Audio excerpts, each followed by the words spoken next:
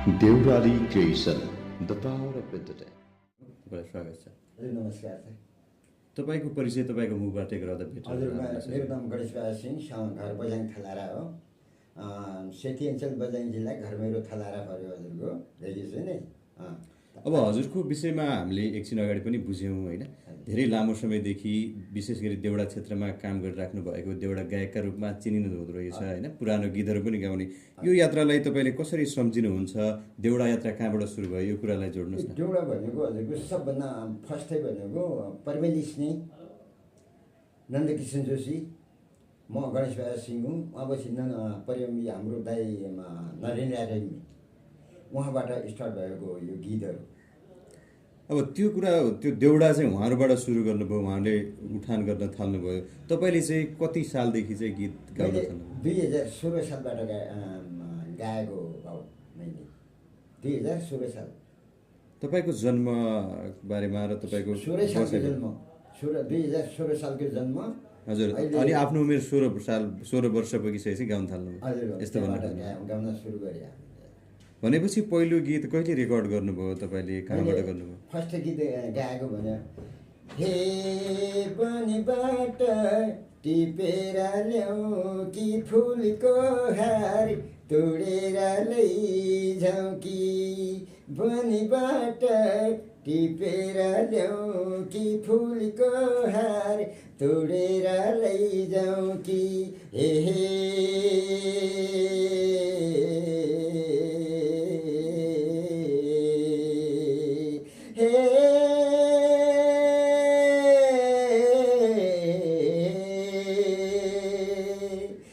छत्तीस दिन डोरी बाटिँदैन, 36 दिन डोरी बाटिँदैन, बहादुरै परे बहादुरै मेरा हजुरै माया काटिँदैन, बनीबाट टिपेर ल्याऊ कि फुलको हार तोडेर लैजाऊ कि, बनीबाट टिपेर ल्याऊ कि फुलको हार तोडेर लैजाऊ कि, हे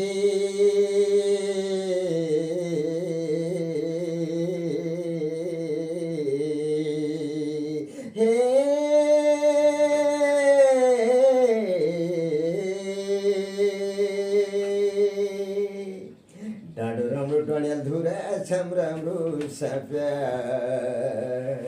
डाँडो राम्रो डडेल धुरा छम राम्रो साप्या, मलाई पनि बुढाइ लैजा मेरा हजुरै हिमचुलीको डाफ्या, बनीबाट टिपेर ल्याऊ कि फुलको हार तोडेर लैजाऊ कि, बनीबाट टिपेर ल्याऊ कि फुलको हार तोडेर लैजाऊ कि। यो गीत चाहिँ तपाईँले यो देउडा गीत अन्तर्गत पर्यो। यो कति सालमा गाउनु भएको थियो, कताबाट रेकर्डिङ भयो? यो 2036 सालमा रेडियो नेपालमा गाएको, गणेश परिवारको म्युजिकमा गाएको थिएँ मैले। हजुर, उहाँपछि नेबाट जाँदाखेरि यो कर्णालीको पुलै थिएन कि अरे, कर्णालीको पुल नहुँदाखेरि नेबाट गौरीखण्डबाट नानपारा ढकनिया रुपटिया हुँदै सुनौली भैरव बाटो पनि काठमाडौँ सिंहदरबारको गेटमा उभिएको थिएँ म भित्र जान पाउँछु भने को हो, कहाँ जाने हो भने मैले गाउनले आएको हो भनेर भनिरहेको थिएँ कि। त्यो गाउँदाखेरि हजुरको फेरि जानुहोस् भने भित्र, फेरि गणेश परिवार भाइले बितिहाल्यो, गणेश परिवार भाइ, तर उहाँ अहिले यो भूमिमा हुनुहुन्न। त उहाँको म्युजिकमा मैले यो गीत गाएको, फर्स्ट गीत उहाँपछि ठाडी भाका। यो गीत गाउँदा तपाईँले कतिको दुःख सङ्घर्ष गर्नु पर्यो? जस्तो अहिले त्यति बेला त, त्यतिखेर त गीत गाउन पनि अलिक गाह्रै थियो होला समय होइन, सबैले गीत गाउन नपाउने, अलिक हेप्ने खालको हुन्छ नि, गीत गाउने मान्छेलाई फरक नजरले हेर्ने, त्यो दृष्टिकोणलाई चाहिँ तपाईँले कसरी अगाडि बढाउनु भयो, त्यो कसरी छिचोल्नु भयो? मैले हजुरको अब सबभन्दा बझाङमा जन्मेको मान्छे भए म त, बझाङमा जन्मिँदाखेरि अब सबले कलाकार भन्यो, कलाकार भन्दाखेरि ठिक छ, म त गाउँको कलाकार हुँ हो। उही बेला कलाकार कोही पनि थिएन के अरे, कलाकार त कम्ती थिए। मपछि त सबै भाइ बहिनीहरू आयो। फेरि मैले भने कि यो कला मैले मेरो ठाउँमा देखाउन पाऊँ भन्ने कुरा भयो। मेरो सबै दाजुभाइ युवक केटाहरूलाई बहिनीहरूलाई सबलाई देखाउँ भनेर म रेडियो नेपालमा गाएको थिएँ। रेडियो नेपालमा पहिलोचोटि गीत गाउँदा चाहिँ तपाईँले कतिचोटि रेकर्ड गर्नुभयो, एकैचोटिमा सक्नुभयो? त्यो बेलाको प्रविधि कस्तो थियो र अहिलेको प्रविधिमा के फरक पाउनुहुन्छ? अहिलेको प्रविधिमा के छ मैले भने अब अहिलेको युवक केटा भए, युवक केटाको त अहिले उयो भयो, तेरा बाली के भने, मेरा बाली के भने, मेरी बाली के भने, तेरी बाली के भने, अष्टमी भए आई घिसेर ल्याउनु पर्ने भयो गीत। उही बेला त्यस्तो थिएन, हारपेनी भयो, तबला भयो, मादल भयो, त्यसबाट गाउनु पर्थ्यो। एकैचोटि गाउनु पर्थ्यो होला। अहिले त छोटो छोटो टुक्का गाउँदै त्यसलाई जोड्दै मिलाउँदै गीत बनाउँछन्। त्यतिखेर क्यासेट थियो, क्यासेटमा सुन्नु पर्थ्यो होइन, कति त्यो चाहिँ एकैचोटि रेकर्ड गर्नु पर्थ्यो भन्ने हामीले पनि बुझेका छौँ। त्यो के थियो? त्यो चाहिँ अडियो थियो बाबु। अहिलेको त उही बेला क्यामेरा पनि थिएन, भिडियो पनि थिएन, केही पनि इन्टरनेट थिएन हो। हामीले हिँडेर मैले भने नि कर्णालीको पुलै पनि यहाँ थिएन, यहाँबाट घुमेर म काठमाडौँ पुगेँ 2016 सालको उमेरमा। 36 सालमा मैले गीत गाएँ, 2036 सालमा त्यो यहाँबाट हिँडेर म त्यहाँ पुगेको थिएँ। वान टेक भन्थ्यो नि त्यो बेला, वान टेकमै सिद्ध्याउनु पर्ने।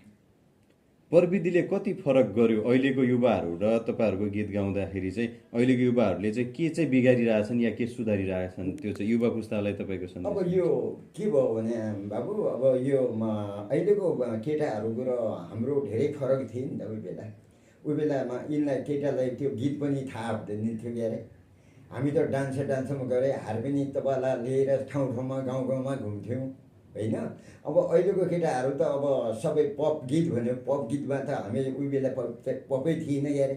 अहिले त ठाडी भाका हो हाम्रो। दाना सुपारीलाई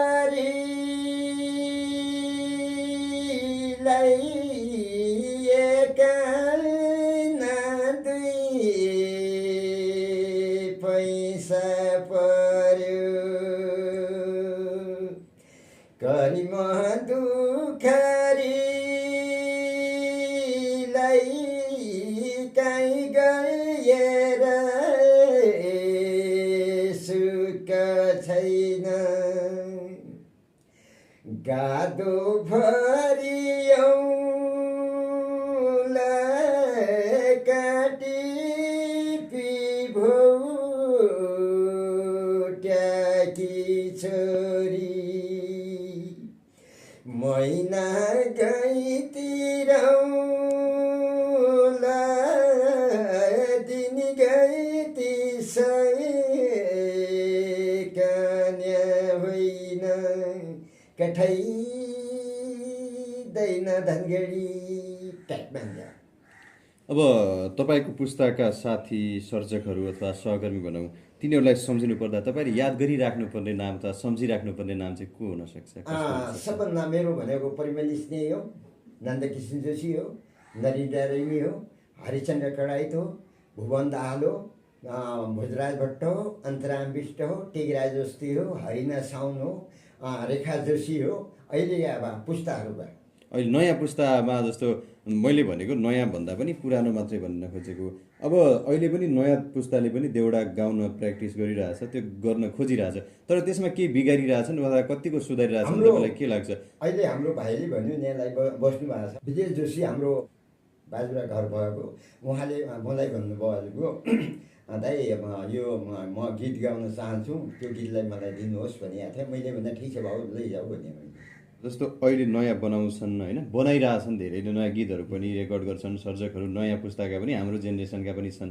तपाईँको उमेर समूहका एकताका त्यो थियो, त्यो पछि नयाँ युवाहरू पनि देउडामा आइरहेका छन् होइन, उहाँहरूले गीत बनाइरहेका छन्, तपाईँले उहाँको पनि सुन्ने गर्नुभयो होला, तपाईँहरूका गीत पनि छन्। त्यो गीत तपाईँहरूको रेकर्डिङ गरेको गीत, तपाईँको बनाएको गीत र अहिलेको देउडा गीत नयाँ युवाले बनाएको सिर्जना गरेको गीतमा चाहिँ के अन्तर छ, कति राम्रो फरक छ, त्यो चाहिँ कस्तो देख्नुहुन्छ? मेरो प्यारो भाइ जस्तै हामीले भोजराई भाइले गाएको गीत अहिले नयाँ युवकले गाएको छ त्यो, हे हरिसाली तिरमणा खाइ जाउँ जाउँ पात हो पारी बनाइन कालौ मैले के भने बाजा, हरिसाली तिरमणा खाइ जाउँ जाउँ पात कुरा मनाइन लौ मैले के भने अब उसले गाएको भोजरा भ्याले गाएको जब भुवन दाहालले गाउँछु भुवन दाहालले गाउँछ सैका जन्ती भोज आँसुले भात मिची खाय सैका जन्ती भोज कहाँ जाउँ कैका खोजै रोज फुली अर्खाले लाग्यो कहाँ जाउँ कैका खोज योबाट गाएको अब यस्तै अन्य गायकको तपाईँको बेलाका तपाईँको जेनेरेसन सँगसँगै गीत गाउने अरू कसैको त्यस्तो गीतहरू अब मेरो बेलाको गाउने भनेको परिमेलिस नै हो हरिया मेलामी रातो बरीको सेतो गुन्यो हो हरिया मेलामी रातो बरीको सेतो गुन्यो हो बैस खाने बेलामी बालो सैमुलानी भइगयो कठैदैन अब पर्मेलिस नेको गाना हो यो बाटो कहाँ जाने होला राति राति बनमासेका पुला फर्क छोरो हाम्रो नन्द किशन भाइको हो जस्तै अब नलिन राज दाईको लाई हेली कालो टिको म पनि बहाडी रहेछौँ लाई हेल कालो टिको ट्यागमा हान्ने हो त्यहाँ पनि अब ती हाम्रो अहिलेको यो सँगसँगै अब तपाईँको अर्को गीतहरू अर्को तपाईँले अब धेरै गीत एउटा गीत गाइराख्नु भन्ने भएको छ एउटा अघि पनि राख्नुभयो फेरि अर्को गीत मेरो अर्को गीत हजुरको पलियारे लायो गौरी फन्टा गाडी आयो पलियारे लायो गौरी फन्टा गाडी आयो यही धारा खेलायो होट होट बाटो छाड यही धारा खेलायो होट होट बाटो छाड बाज तेरा हात मेरो खबर पुगेन कि बाज तेरा हात मेरो खबर पुगेन कि सयात नबात मुमायाले जिउ झुराउँदो सयात नबात मुमायाले जिउ झुराउँदो घुमिया भेरी सेती काली करनाली सौराई लागि तेरी सतै डाँडा काटिया कठैदैन जस्तो अहिलेको युवाहरूले नयाँ अब सङ्गीत प्रेमीहरूले पनि अथवा सङ्गीत सर्जकहरूले पनि युट्युबमा अन्य अन्य डिजिटल माध्यमहरूबाट इन्टरनेटको मार्फतबाट भ्युजहरू काउन्ट गर्ने गर्छन् यति भ्युज आयो मेरो गीत यतिजनाले हेऱ्यो भन्ने त्यसरी हेर्न सकिन्छ भने तपाईँको बेला क्यासेटमा बजाइएको त्यो टेप रेकर्डरमा बजाइने गीत कसरी चाहिँ तपाईँले कतिजनाले सुन्यो कति हेऱ्यो मेरो गीत कतिले मन परायो भन्ने चाहिँ कसरी हेर्नुहुन्छ अब त्यो मेरो 65 क्यासेटमा मैले गाएको थिएँ लामो बाटाबाट हे जाउँ भने नरेन्द्र रेग्मी हो मैले गाएको हो जाउँ भने ऐलानी खानु खुर्पे भई बसी गयो चिरा सुकमवासी बनी निर गई जकी धनी गाडीतिर लेखी छ नै छ औल छ नै छ खुर्पे भई बसी गयो चिरा खाउली कुटो गडी निर गई जकी धनी गाडीतिर हटली साडीमा पन खुर्पे भई बसी गयो चिरा चढली गाडीमा निर गई जकी धनी गाडीतिर अब त्यो हाम्रो पैसिकेसनमा नरेन्द्र दाइले मैले सँगमा गाएको थिएँ मैले भनेको अब त्यतिखेर युट्युब थिएन इन्टरनेट थिएन होइन अडियो हुन्थ्यो क्यासेटमा गीत बजाइन्थ्यो टेपमा गीत बज्थ्यो क्यासेटबाट त्यो सुन्ने थियो होइन तपाईँले त्यो हिसाबले अगाडि आउनुभयो अहिले युट्युबमा हेर्छन् अन्यमा हेर्छन् भ्युज हेर्छन् होइन मेरो यतिजनाले हेऱ्यो यति धेरै पपुलर छु भन्ने हुन्छ नि त त्यतिखेर तपाईँले चाहिँ कसरी चाहिँ थाहा पाउनुहुन्थ्यो कि मेरो यति धेरै मान्छेले सुन्छन् अथवा यति मेरो बजारमा मान्छेले गीत मन पराइरहेछन् सुनिरहेछन् भन्ने चाहिँ कसरी त्यो जस्तै मैले अहिले लाग्छ बुढेसकालमा 63 इयर्स हो मेरो 64 इयर्स त हो भनौँ अहिले मैले त्यो गीतमा पनि रेडियो उसमा इन्द्रेणी कार्यक्रममा गाएर आउँ भनेर गएको म। मैले त्यो देखायो 74,000ले देखिएको छ अहिले चाहिँ म होइन। अहिलेको त्यो भयो, तर तपाईँको त्यो गीत गाउने बेला क्या उतिखेर चाहिँ क्यासेटमा हालेर बजाउने बेला चाहिँ कसरी जम्मा मैले कतिवटा क्यासेट जति बेच्नुहुन्थ्यो त त्यसरी थाहा हुन्थ्यो होला नि त कति क्यासेट गयो। 70 रुपियाँ लिन्थ्यो एउटा क्यासेटको, 70 रुपियाँ। 70 रुपियाँमा भन्दाखेरि मैले 1000 क्यासेटमा दिल्ली आउँ यसबाट। मेरो जो गौरी फन्डा गाडी आयो पलिएर ल्यायो भने त्यसमा 1000 क्यासेटमा चाहिँ दिए मेरो दाइले नरेन्द्र रेग्मीले। त्यो क्यासेट लिएर मैले अब खल्टीमा हालेपछि म नाइ भन्नेवाला पनि पढाइनँ। ओहो कलाकारजी तपाईँ त गाउनुहुन्छ भनेर भन्थ्यो होइन। गाएपछि त ल भाउ यो क्यासेट मेरो हो भनेर म त्यसरी दिन्थेँ कि। कति कमाइ भयो यो साङ्गीतिक क्षेत्रमा लागेर, कति पैसा पनि जो गर्नुभयो के छ त्यस्तो केही छैन? पैसा भन्ने चाहिँ मलाई पैसाको लालच छैन। लालच नभयो नि मान्छेलाई खान बस्न सामान्य जीविकोपार्जन गर्न पैसा चाहिन्छ अप्ठ्यारो हुन्छ। त्यही पनि जस्तै 1 curry 2 curry 3 curry 4 curry 5 curry 6 curry 7 curry 8 curry 9 curry भन्छ हो। 9 काम गर्दाखेरि माथि 9 करीमा पैसा दिन्छ। दिस एन्ड मनी कमिङ न money go. I don't know education only 0। म 1 क्लास पनि पढेको छैन, ओन्ली 0 हो मेरो। हजुर मैले किनभने मेरो क्यापेसिटी राम्रो हुँदाखेरि सबैसँग मिठो रह्यो। यो दुनियाँमा सबभन्दा मिठो रहनु, तितो कसैसँग नहुनु भन्ने कुरा भयो मेरो। ओके, अब अन्त्यमा अब तपाईँलाई धेरैले त तपाईँको गीत सुनेका, तर यो मान्छे कस्तो होला भन्ने पनि अझै पनि धेरै होलान्। अब त्यस्तो व्यक्तिहरूलाई अथवा अब नयाँ आउने युवाहरूलाई श्रोताहरूलाई आम रूपमा अन्त्यमा के भन्न चाहनुहुन्छ?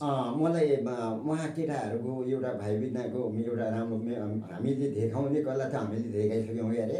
अब उहाँको कला पनि मेरै जस्तो होइजाओस् भन्ने कुरा हो।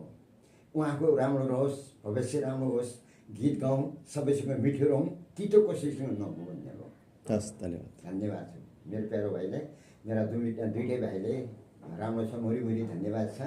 जहाँ गए पनि रमाइलो रहोस्, मिठो रहनु बाबु, तितो कसैसँग नहोस्। हस्, थ्याङ्क यू।